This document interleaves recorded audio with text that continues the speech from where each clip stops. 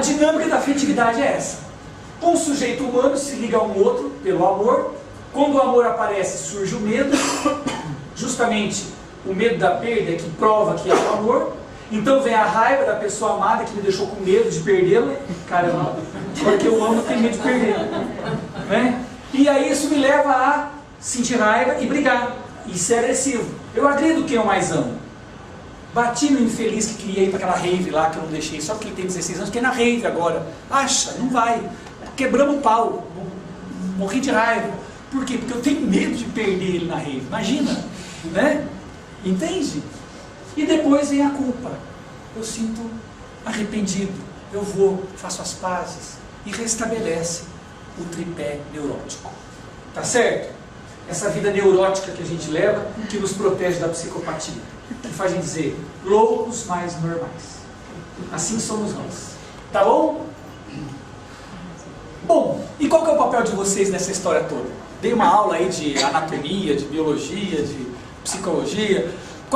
Era fundamental vocês terem esses conceitos para entender o quê? Qual que é o papel da família? Qual é o papel dos pais? Dar tudo que os filhos querem? Não, o papel dos pais é dar tudo o que eles necessitam. Ok? E nem sempre o que eles necessitam é o que eles querem. Então, olha só.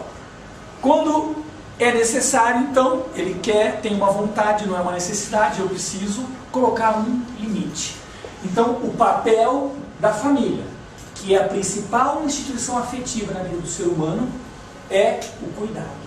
E o que é cuidar? Cuidar significa colocar limites. E os limites vão gerar o que no nosso filhote? Raiva, conflito, frustração. E qual é o nosso papel quando eu coloquei um limite e gerei um conflito, uma frustração? Qual é o seu papel então? O que você tem que fazer? Você colocou um limite. Você é o culpado de gerar nele essa reação de frustração, esse conflito. Você provocou isso colocando um limite. Agora o que você faz? Qual que é o teu papel? Engole o choro. Para de chorar. É isso? Qual é o seu papel? Você que pôs o limite e causou a frustração, o que você tem que fazer agora? Aguentar. Ok? Heroicamente. Olha só. Heroicamente. Cuidar é dar limites e saber suportar a frustração dos nossos filhos. Winnicott diz isso também. Pais e educadores suficientemente bons são capazes de suportar as frustrações de seus filhos, de seus alunos ou de seu companheiro ou companheira. Né? E esse é o grande problema. Então nós temos que preparar quem? Os pais chegam aqui, olha, meu filho está terrível. Eu não sei o que eu faço, eu posso trazer ele aqui para você fazer alguma coisa? Não, deixa ele lá, vem você aqui. Ele está certinho, ele está normalzinho. Ele está impossível? Ele está normalzinho. Se ele não tivesse impossível, ele estava com depressão. Ele realmente a gente ia ter que tratar ele. Mas ele está impossível? Tá, então ele está normalzinho. O problema é você, vem cá. O que é que você tem que fazer? Continuar colocando o limite, não abrir mão do limite e suportar, saber suportar a frustração que você gerou. Esse é o nosso maior problema. Entendeu? Lembra que eu contei para vocês também na outra palestra, da minha aventura fazendo compra no Carrefour, uma bela tarde de sábado com minha filha? Pois é, eu precisei fazer isso umas 2 vezes. Depois, o animalzinho vai entendendo, ele vai se condicionando. Né? Quer dizer, ela tinha 4 anos, queria empurrar o carrinho no meio dos cristais. Não, o papai junto. Não, queria empurrar sozinha. Não, sozinha não pode, você vai empurrar com o papai, você vai quebrar os cristais. Não, eu quero sozinha, ai, começa a mãe. E a mãe vai testando a sua paciência. Primeiro grita, aí começa a pular e bater, dá mão na perna, aí começa a deitar no meio do mercado, né? Começa a fazer esse escândalo, a puxar o cabelo, né? Fazer assim, sabe? Dar espuma a boca, achando que está tendo uma convulsão. E aí, o que você faz? Né? Muitos pais morrem de vergonha, cata, fica quieto, começa a beliscar, a criança chora mais alto ainda. Aí o pai larga o carrinho com tudo lá, cata a criança e vai embora. Né? Então, é o que a gente faz normalmente. O que nós deveríamos fazer?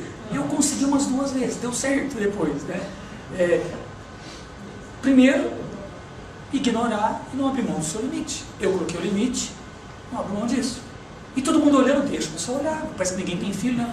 Tô te olhando, você finge que não conhece. Como estão fazendo sua compra. E aquele ser não contente que estava lá deitado no meio do corredor, levanta, corre, vem na frente do carrinho e deita de novo. Aí você desvia, continua assoviando. Todo mundo olhando, pelo amor de Deus, quem que é pai daquilo? Faz alguma coisa, né? Faz alguma coisa. Eu não vou fazer nada, eu vou esperar. E lembre-se disso, todo conflito tem começo, meio e fim. Às vezes o fim dura uma meia hora, às vezes 40 minutos, às vezes uns 15, não sei, mas passa. Então se eu suportar heroicamente, não precisa ser o melhor pai do mundo, basta ser suficientemente bom. E para ser suficientemente bom, é preciso ser capaz de suportar a frustração do meu filho causada pelo limite que eu coloquei. A hora que passa, né, eu estava tremendo assim, estava longe de ter um fardo. Sabe quando você acolhe assim, você no externo, você queria sair mordendo a parede, dando chute, quebrando tudo, né? Aí você contém isso, você fica tremendo assim, né? Aí, aquele serzinho que parou de fazer o escândalo, né, viu que passou, aí ela vem, e aí é o grande desafio nosso. Porque ela vem, segurou na coisa da minha calça, continuou soluçando. E eu continuei normal, fazendo a compra. Aí falei, terminei de fazer a compra e tal. Falei, filha, vamos tomar um sorvetinho? Vamos. Agir como se nada tivesse acontecido. O problema é que nós não conseguimos separar. Então o pai que ficou nervoso, está tremendo lá dentro, ficou nervoso. A hora que passou a frustração da criança, ele sai do mercado. Você entra aqui, seu infeliz. Pai, quero um sorvete. Não vai ter sorvete, não. Você viu, esqueceu o que você fez? Não sei o quê, não sei o quê. Eu fico o dia inteiro com raiva da criança. Então, olha só. Eu condeno. Vamos agir como Deus, gente. Deus condena o pecado, mas ama o pecador. Eu deixo muito claro para ela que eu não gostei do que você fez, mas eu te amo. Entende? Então se eu começo ali a não controlar a raiva que eu passei por causa da vergonha e começo a ser agressivo com ela, a ação dela já mudou. Eu condeno o que ela fez lá dentro. Então a maior dificuldade é eu não abrir mão do meu limite. E ela cumpriu o meu limite. Porém, pelo amor de Deus, né? Deixa-se frustrar. O que a gente não pode pôr um limite, gera a frustração e impede a criança de sentir raiva. Ela pode sentir raiva? Pode. Pode gritar? Pode. Pode. Ela não pode agir não da raiva. Pode quebrar os seus brinquedos? Pode. Não pode quebrar a mesa, o sofá da família. Mas pode quebrar o seu brinquedo. Né? Sentir raiva pode, mas aqui, do meu lado. Tá bom? E cumprindo o limite que eu pus. Agora, exige o que do cuidador? Controle emocional, autocontrole, autoeducação. Entende? É isso. Perdi um aluno, um ex-aluno há uns anos atrás, um menino de 16 anos. O pai até hoje não se perdoa por isso, mas fazer o que agora? Né? Porque o menino queria dirigir. Olha a fase difícil. O adolescente, quando quer pegar o carro, fica buzinando. Então se você, pai, sabe que você só vai deixar ele dirigir quando ele tiver carteira, quando ele for habilitado, não adianta você ensinar ele com 12 anos.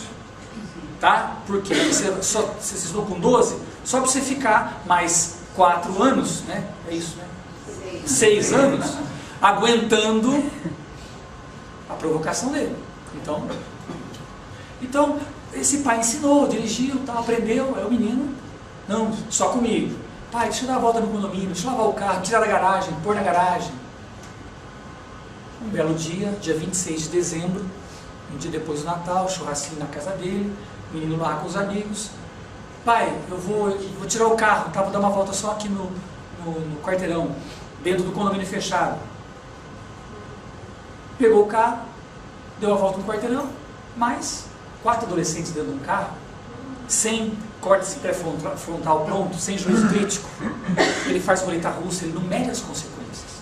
Saiu do condomínio e foi dar uma volta, aí quer fazer graça, quis pisar um pouco mais, perdeu o controle, bateu numa árvore, torceu o pescoço, teve morte instantânea. Um garoto de 16 anos, um dia depois, uma tragédia, né? E tudo por quê? Porque o menino ficava assim, a mãe dele dizia, e o menino ficava assim: pai, deixa eu pegar, só uma volta, você sabe que eu sei dirigir, só um pouquinho, só vou tirar da garagem, só no condomínio, só não sei o quê. Vai, pega esse aqui, vai, não me enche mais o saco, me deixa sossegado, pelo amor de Deus, eu não suporto, né, aquela insistência. Eu abri mão do meu papel de pôr limite, eu acedi, ele fez a parte dele, tá certinho, eu é que não fiz a minha, entende? E aí, foi um preço um pouco alto nesse caso, né? Tá certo, gente? Então, até aqui tudo bem? Tranquilo? Então nós já vamos entrar no limite, e aí, já foi, falta meia hora, é o tempo que eu estou precisando para trabalhar essa parte final. Lembra que na palestra anterior eu falei da importância da mãe cumprir o seu papel e o pai cumprir o seu papel? Função materna, função paterna, ok? Isso é necessário na vida de todo ser humano, tá? Que alguém cumpra. Ah, mas não tenho, sou separado, não tenho pai, é viúvo. Alguém tem que cumprir na vida desse ser humano. A função materna e a função paterna. Cumpriu isso, está salvo, está garantido. Ok? Muito bem. Dessa forma, nós vamos na questão fundamental, o limite. Se escreve muito. Trouxe alguns livros aqui, olha. Disciplina, limite na medida certa. Cuidado, afeto e limites. Uma combinação que é possível. Limites, quando dizer sim, quando dizer não. Prepare as crianças para o mundo. Tem a questão dos limites. Os Filhos Vêm do Céu, de John Gray, fala da questão dos limites. Enfim, tem muita literatura, trouxe algumas só para indicar. Mas veja, a partir de que idade uma criança precisa de limites? Eu montei aqui, eu vou mandar depois esse material, vai ficar disponível, vocês vão poder ter acesso a esse material, tá? Eu coloquei mais slides do que eu vou falar com vocês, mas é que eu não quis tirar os textos. Tem coisas riquíssimas aqui, importante vocês levarem, estudarem, lerem isso juntos, o casal, conversar, tá? Veja bem, a partir de que idade uma criança precisa de limites? O limite começa exatamente no momento que a criança é gerada. Dentro da barriga, ela já precisa de limites. Ela já vive a experiência do limite, o limite físico, o espaço, a movimentação, tá? Depois ela vai crescendo e vai necessitando de novos limites, vão sendo necessários. Cada fase exige cuidados diferentes, né? O importante é que seja criança ou adolescente, os pais não podem abrir mão da tarefa de cuidar deles, e cuidar significa pôr limite. Quer dizer, filho, você é meu, e até que você cresça, eu cuido de você. E por que eu não posso fazer isso? Se ela ainda não é adolescente, até a adolescência, por que eu não posso fazer isso? Porque eu não quero. Por que eu tenho que tomar banho? Porque agora é hora do banho, eu mandei você tomar banho. Assim, ela ainda não tem o seu desejo. Na adolescência, eles já têm argumentações. Aí, é justo eu dar uma explicação. Simples. Não é entrar em debate. Até porque você vai perder todos os debates, que adolescente é ótimo de argumentar. Não é entrar em debate. É pôr o limite, dar uma explicação justa e basta. Ponto. Acabou. Mas ele nunca vai ser suficiente, porque vai ter sempre um mais e uma contra-argumentação bem inteligente. Já dei a explicação. Tá? Ok? Simples assim. Limite é a nova palavra de ordem dos pais que investem conscientemente no crescimento emocional e na boa educação dos seus filhos. Pesquisadores e a prática cotidiana mostram que crianças e adolescentes querem mesmo alguém adulto perto para lhes dizer o que podem e o que não podem fazer. Eles necessitam. Gente, como nós humanizamos o nosso filhote? Colocando limites. Dando os limites do seu desenvolvimento, dizendo a ele o que fazer, como fazer, até que ele consiga construir o seu desejo e ganhar autonomia e ser dono do seu destino. Até aí ele precisa de cuidadores, né? E esse é o nosso papel. Vou indicar um filme para vocês assistirem. Não sei se vocês vão encontrar em locadora, é um filme antigo, mas você consegue baixar da internet. O filme se chama O Senhor das Moscas. Já assistiram? Não? Tem 2 lugares ali, tem isso aqui. Pessoal, anotem aí, é um filme antigo, se chama O Senhor das Moscas. É um filme muito bom, não precisa assistir com as crianças não, que ele é um pouco pesado, mas você vai entender o que acontece com o ser humano quando ele não recebe limites. O que um adolescente pode se tornar se ele não recebe limite. É o limite que humaniza. Sem limite, nós nos animalizamos. Tá? Esse filme conta a história de um grupo lá de garotos que estão indo num colégio militar, o avião cai, todos os adultos morrem e ficam só os garotos na ilha. E aí eles começam a se organizar e sem adulto por perto. Vão ver o que acontece com eles e no final, quando chega o adulto, o que é que muda. É isso que acontece. Então vocês vão entender por que o limite é importante. É isso que humaniza o nosso filhote. Tá certo? Muito bem. Mas lembre-se, limite é um ato de amor. Limite não é agressão. Tem gente que acha que limite é só bater. Bater às vezes é necessário, mas não é limite. Até porque eu preciso saber porque eu estou apanhando, né? Senão, correto? O que é limite? Então, gente, às vezes eu só acho que é dizer não e pronto. Dizer não e pronto. Isso é limite? Toda criança precisa de regras e de limites. O que as crianças mais precisam dos seus pais é amor e segurança. Uma das principais maneiras de dar segurança é deixar bem claras as regras a serem seguidas. Estabelecer nitidamente os limites em relação à liberdade que lhes é concedida. Não importa quantos anos seus filhos têm, toda criança precisa de regras e limites. E o adolescente também. Mas na casa do meu amigo eles fizeram: aqui em casa a regra é essa, filho. Desde cedo, está muito claro. Desde pequeno, deixar muito claro as regras. O que pode, o que não pode, como é aqui, ok? É assim que funciona a nossa família. Tá certo? Estabelecer claramente as regras. O que mais? Viver de acordo com um conjunto de diretrizes imposto por outra pessoa não causa às crianças o mesmo efeito que causa no adulto. Eu acho que se eu ficar enchendo de regras, eu vou deixar a criança frustrada, doida. Não, não é encher de regras. É pôr só as necessárias, mas não abrir mão delas. Entende? Algumas regras, mas aqui funciona assim, não abrir mão delas. O adulto não gosta de muitas regras, mas a criança precisa. O adolescente precisa. Nunca é demais, não é exagerado. Entendam? E eles vão fazer a parte deles. Já viram isso? Já viram isso em casa? Como é que é uma sala com filhos e uma sem filhos? Vocês já viram isso? Pode isso? Pode. Claro que pode. Mas qual que é a regra? Guardar depois. Terminou, agora vamos arrumar. Importante que ele nunca vai fazer sozinho. Você sempre vai ajudar. E na maioria das vezes você acaba recolhendo a maior parte. Mas tudo bem. O importante é que ele entenda. Eu posso brincar, é a minha casa? Eu tenho que sentir minha. Eu também sou membro da família. Também é meu espaço. Eu vou brincar, vou esperar meus brinquedos. Legal. Agora, terminou?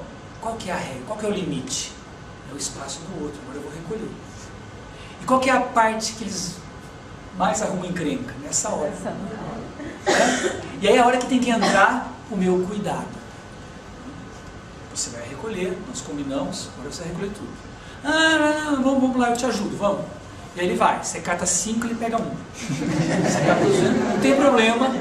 Aí você vê que ele parou, não, vamos lá, você parou por quê? Vamos lá. Vai, ok. Encheu tudo, leva, beleza, ficou desarrumado, o quarto tá torto, não tem problema, você finge que não viu, mas ele arrumou. Entende? Então isso é importante. Existem muitas razões, né, para que a gente possa colocar regras. Vamos lá. Vamos entender o seguinte, pessoal. A razão principal de eu colocar esses limites, essas regras para as crianças, é para que elas possam adquirir o autocontrole ao interiorizarem as regras que os seus pais estabelecem. Veja, o processo é assim. Inicialmente, a regra é externa. Ela tem que cumprir uma regra externa. Ela vai fazer o que os pais mandarem. Com a execução disso, com o tempo, com a repetição, essa regra externa passa a ser uma regra interna. Ou seja, ela começa a fazer isso porque ela entende que tem que fazer. Percebe o processo? Primeiro eu vou fazer obrigado, não quero, depois eu sei que eu tenho que fazer e eu começo a fazer. Então é interessante, com o tempo o controle do comportamento da criança vai deixando de ser externo, imposto pelos pais, né? E passa a ser interno, decidido pela própria criança. Inicialmente a decisão é dos pais, depois a decisão é dela, ok? Então, ela segue fazendo o mesmo processo, o mesmo trabalho, mas agora mudou a decisão, não é mais dele, é minha. Por que você faz? Porque eu não sei, eu tenho que fazer, funciona assim. Né? Já mandou o adolescente cuidar da gaiola dos passarinhos? No começo é assim, para você comprar o passarinho, te prometeu o mundo e o fundo. Depois, ele não lavava a gaiola, era você. Né? Aí você começou a forçar o papel, todo cuidado. Muitas reclamações, e chega um momento que ele adquiriu, assumiu a sua tarefa ali. Eu que faço isso, eu que faço aquilo, eu que faço aquilo. Mas é a repetição. Se isso não for trabalhado, resultará na fase adulta, no surgimento de um adulto desregrado. E aí vale aquela teoria que eu tenho divulgado sempre. Por trás de todo folgado tem sempre um permissivo. Esse cara folgado na empresa, que vai lá, toma um cafezinho e larga em cima, como se sempre vai ter uma empregada andando atrás dele, limpando. Ele faz assim, porque na casa dele nunca foi imposto para ele que fizesse e lavasse a sua xícara ou o seu prato. Entende? Então, ele acha que o mundo inteiro é assim. No mundo inteiro tem empregadas domésticas limpando a sujeira que eu faço. É assim que funciona. Né? Ah, mas essa pessoa aqui gente que não gosta de ser, o adulto que não gosta de ser contrariado. Você encontra um cara na empresa com comportamento, esse aqui você fala e já não... Por quê? Porque provavelmente em casa nunca contrariaram ele. É o queridinho da mamãe. E eu já vi numa empresa, lá na recepção, no balcão, uma senhora de uns 65 anos, batendo assim, querendo conversar com a gerente do RH. Por quê? Porque ela foi lá tirar uma satisfação, que fizeram uma coisa para o filhinho dela de 28 anos, que trabalha na empresa. Imagina isso? Posso falar que isso já aconteceu? Já aconteceu, né? Pois é. Como é que é? A mãe desse sujeito foi na empresa em defesa do... Claro. Ele chegou em casa chorando porque foi contrariado lá no setor dele. Como que vão contrariar meu filho? Né? Que audácia é essa? Eu vou lá. Ela foi a vida inteira no colégio, na faculdade, não vai no trabalho? Olha. Não é? Percebe? Muito bem, gente.